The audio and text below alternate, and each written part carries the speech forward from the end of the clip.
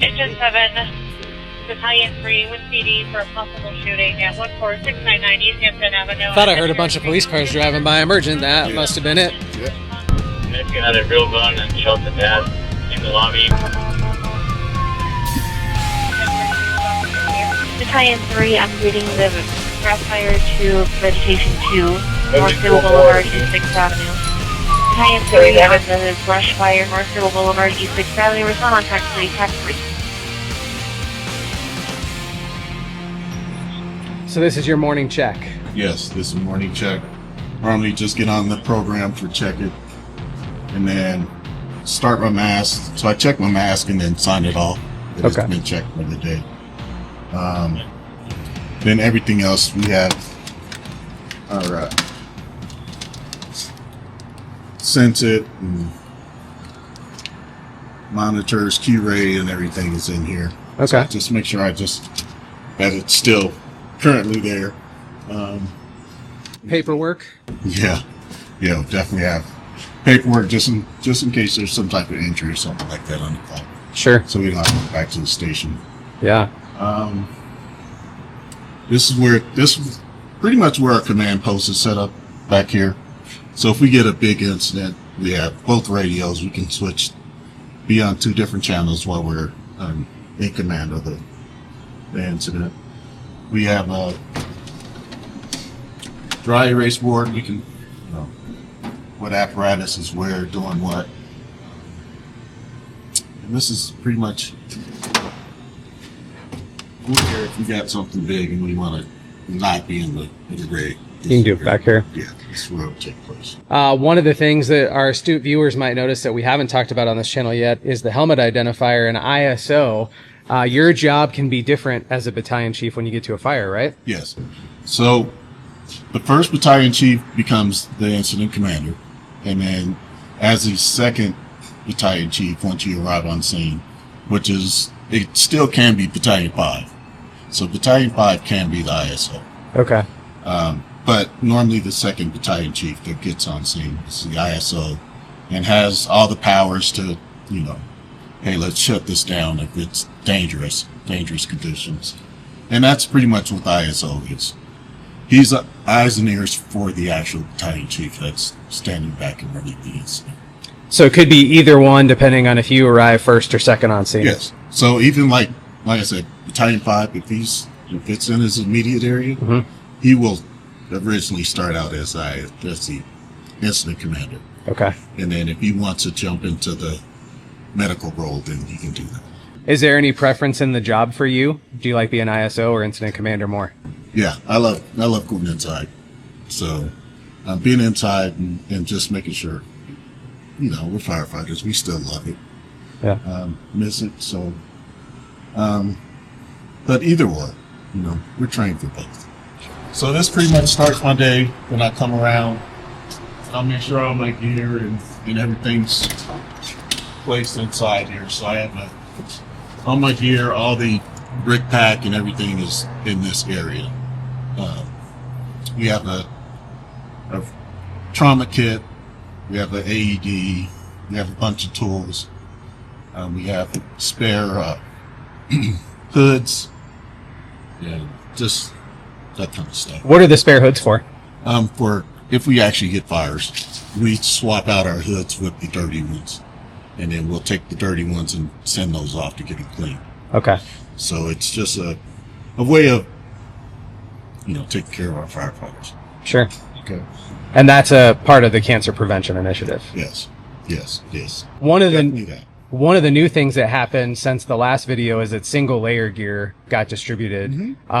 Looks like you've got both sets kind of ready to go. Yeah. Could you explain what those are used for? So the single layer is for more of the accidents, stuff like that, for wildland.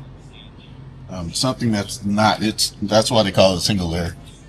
Doesn't have the double layer like our firefighting equipment. So it's lighter, it's cooler. So you have the choice. Nice. Okay. And especially at nighttime when we get up and get a call, it's easier just to throw those on instead of our bunker gear, which is a lot heavier. Sure. Wintertime, different story. But right now, 100 degrees, Yeah. definitely choosing the light. And so for people who see AFR on social media, they'll probably see some orange reflective. They'll Yes. see lime green, and that's the difference, right? That is a big difference. Okay, the light, the single layer, we have the orange, Okay. and the coat and everything. My coat is up underneath that, but the coat is the same thing. It's got the orange stripes and everything. And then obviously our bunker gear has the yellow. The yellow. Yeah. And then it's got that thermal barrier inside. Yes. Yep. Extra protection. Yeah. Nice. So I just keep both of them here prepared, Sure. just in case. We also have check right here. So if I am an incident safety officer and I go inside, I definitely will take that with me, just so I can make sure conditions are good inside the building. Sure. Makes sense. Yeah. Just like they have it, we have it. So Yeah. keep my eye on them and keep my eye on the conditions. Yeah. Nice. Yeah. Got spare radios back here just in case somebody's radio breaks or is not working. You can always just swap it out. Sure. And then this is front compartment. Obviously, make sure we log into the computer and get everything situated. I don't know if Battalion 5 talked about, we have an actual program where we can actually see the status of the air packs. Oh, no, we haven't talked about that on the channel yet. Okay, we'll talk about that a little bit later. We have a program that basically monitors their air. So it's got 3,000 feet in between us. And then it's better with line of sight, but if they're in the building, we can still get their pressure.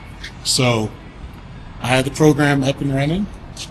Just talk about this a little bit. So this program keeps the par for us. So it monitors every 20 minutes, which is roughly pretty close to what they're gonna get out of their bodies if they're working. So once that gets close, then I just monitor their packs and just see where they're at. Nice go.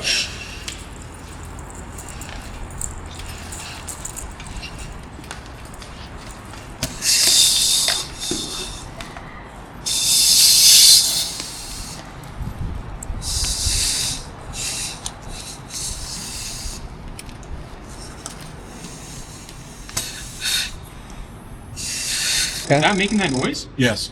You tell me he's That's cool. So it's giving you the sound of a vibro alert there. yes. He's also giving you kind of a vibrator. So that's his actual air pressure right there. And then the other two packs are pretty much full. Wow. Okay. But it does not. I would reach out to engine 10.1 and say a member of your crew is on amber Okay. at this point.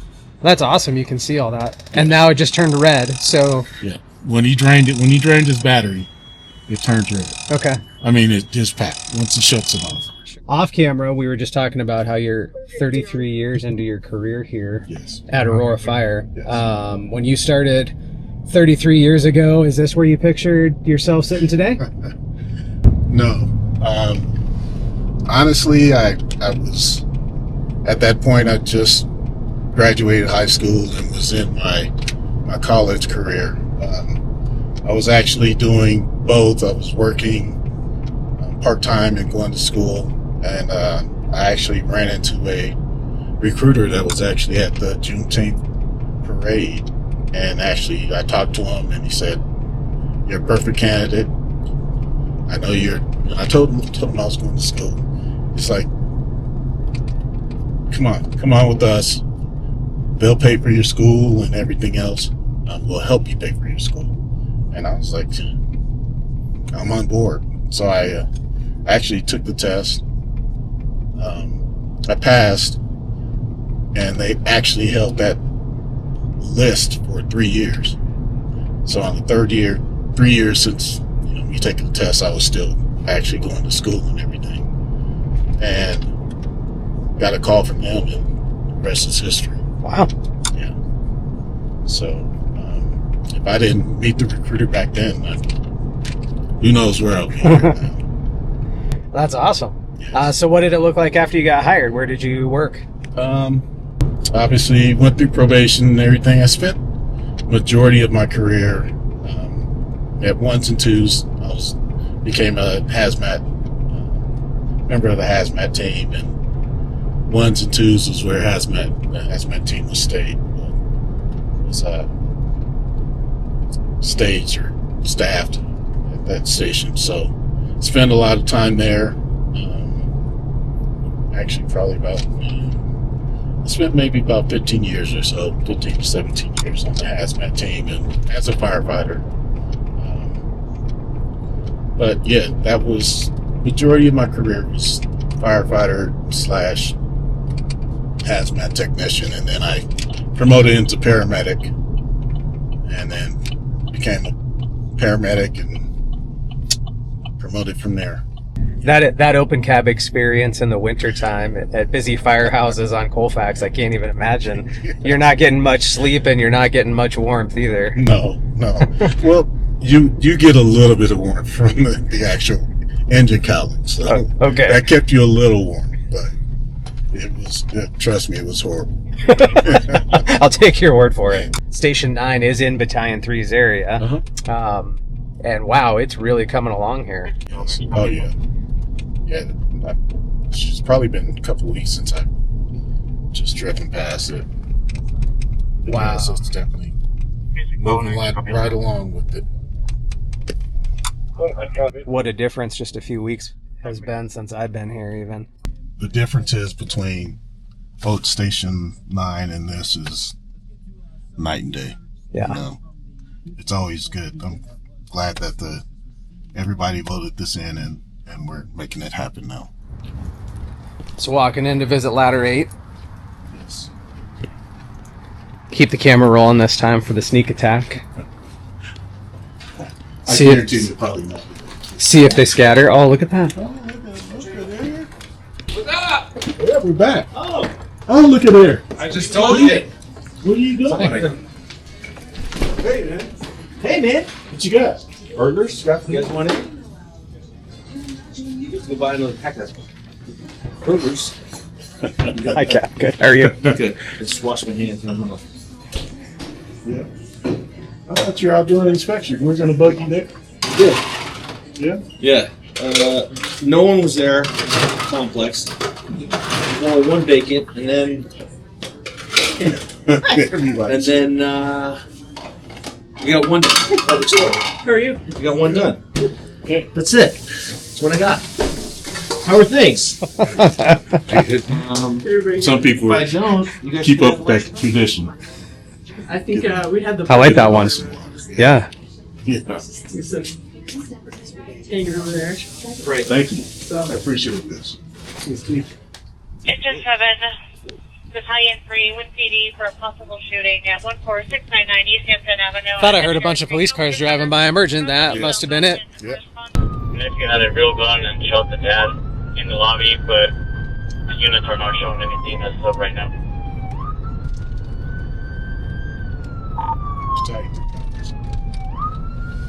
What's your role on shooting calls as a battalion chief?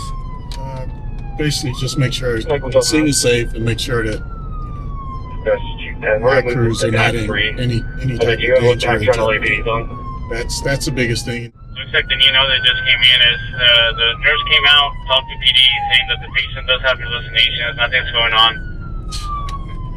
Wow. 115 copy stage and trip.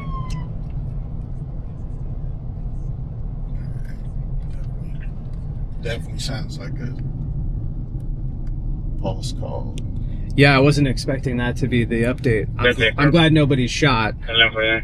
Yes. Ladder 6, this is 210. Are you on track 3 yet? Yeah, I'm on scene. I'm gonna go make face to face with PD. Copy, I'll come meet up with you guys.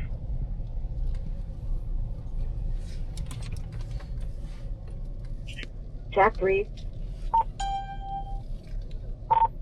Battalion 3's on scene. There's no patient. There's no shooting. Everybody go, bro. Was it a patient that said that? Yeah, it's just one of the. There's one of the.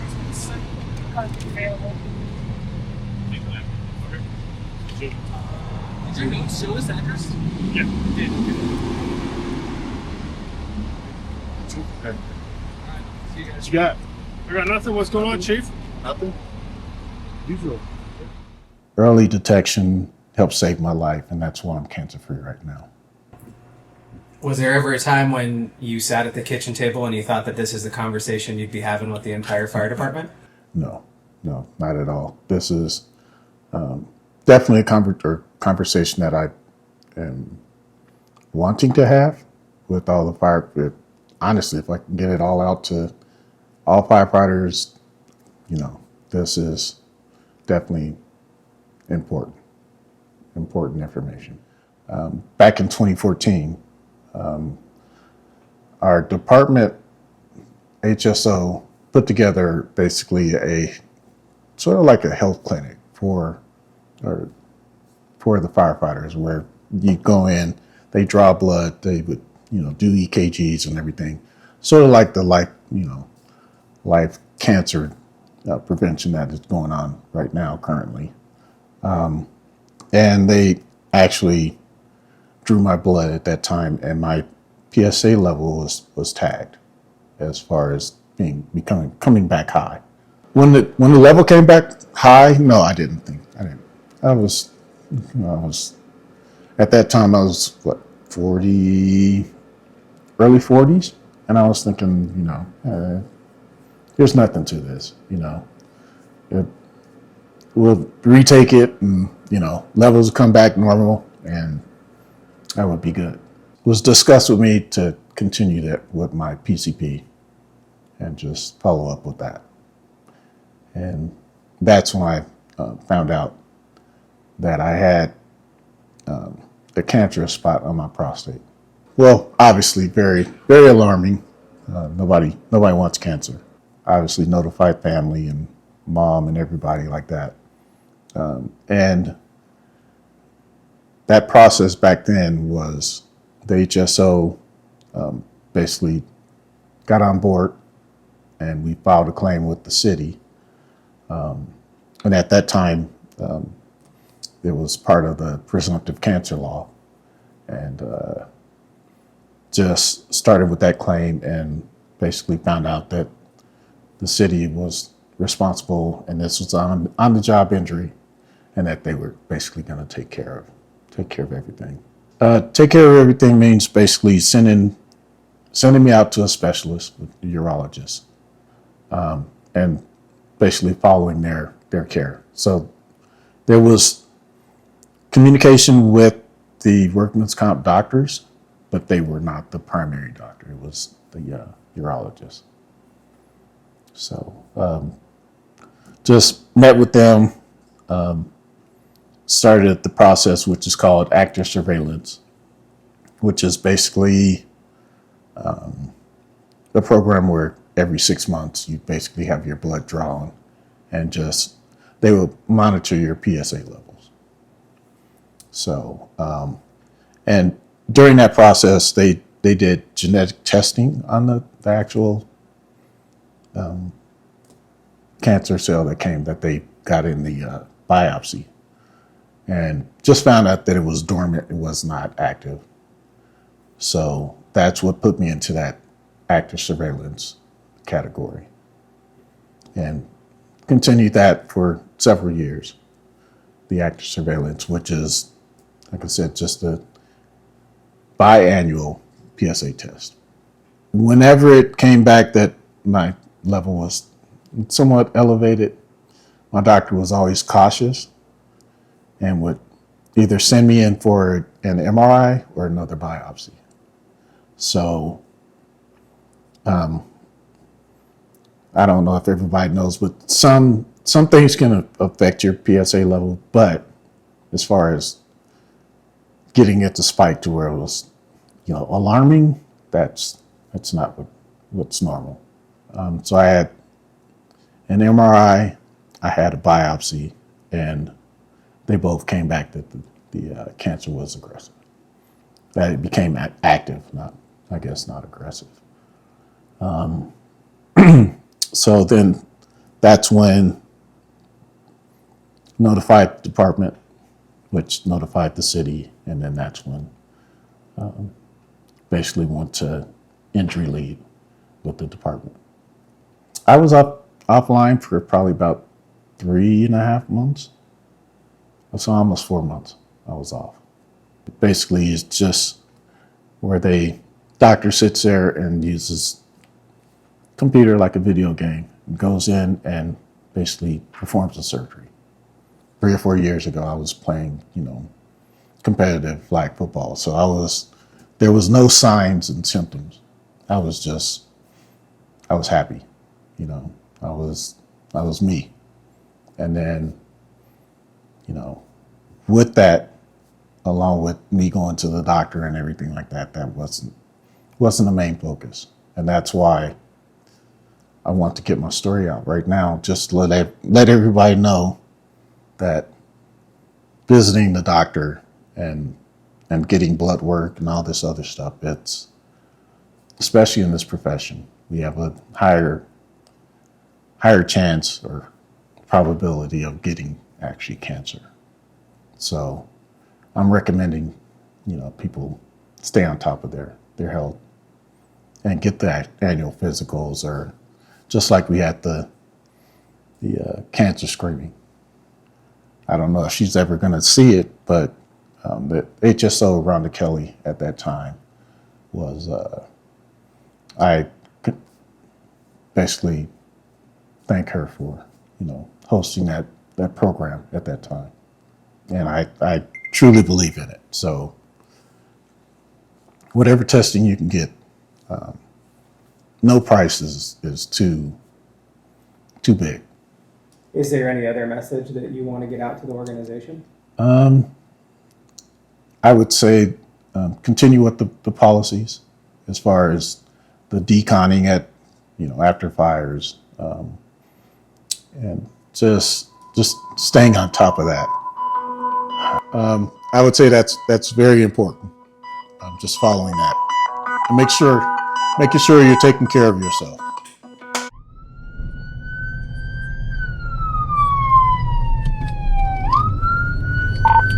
Command, this is Battalion 3. Over command. Still quite a ways out, Mississippi and Tower. Command, copy.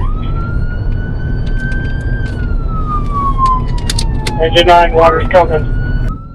Yeah, and for our audience watching, as the chief is driving us there, I've been posting on our social media, since this is a larger brush fire response, just letting the community and our media news assignment desk know what's going on. So I've been over here posting to X and to Watch Duty, the app, while the chief has taken us there. Oh yeah. Lots of smoke down there. Are you getting dressed? Yeah. Okay. I'll get dressed too. Yep. Focus room with engine 3. All here on the west side. Pretty decent flare up right now with this wind. I don't know if you guys got those hose lines in place. What's on the other side? Yeah, well, we just dropped Yeah, we'll take Riedel over there. He's going to be our kind of our lookout for that. The plan right now is they're working both sides of it, trying to finish it off, and then we have the exposures. That'll.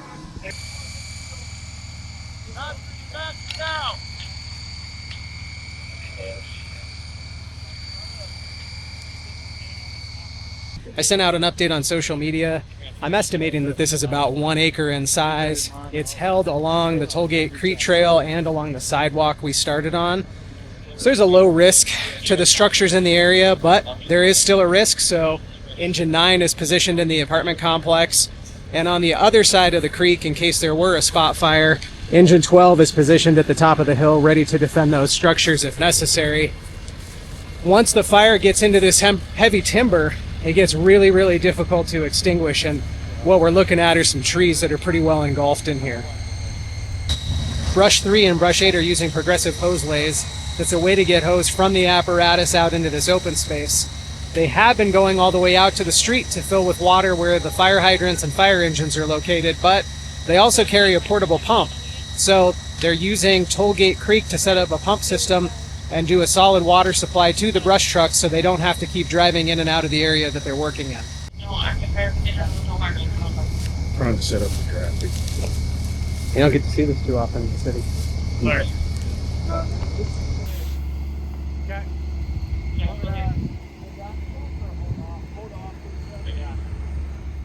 Chief, thanks for letting me spend the day with you. Really Yes. appreciate the ride along and the up close experience watching an ISO work on a brush fire. Ride along with Battalion 3 was one of the suggestions that we received on social media. So please keep letting us know in the comments or shoot me an email, afdpio@auroragov.org, on where you'd like me to ride along next. Thanks for your time today. Yes, I appreciate it. And remember, Station 10, we're busier than you think we are. Busier than you think. See you in the next video. Appreciate it. He's everywhere. Yikes. Yikes. No, Eric, you're getting real close to me. He doesn't seem to mind. He's got a better face than I do.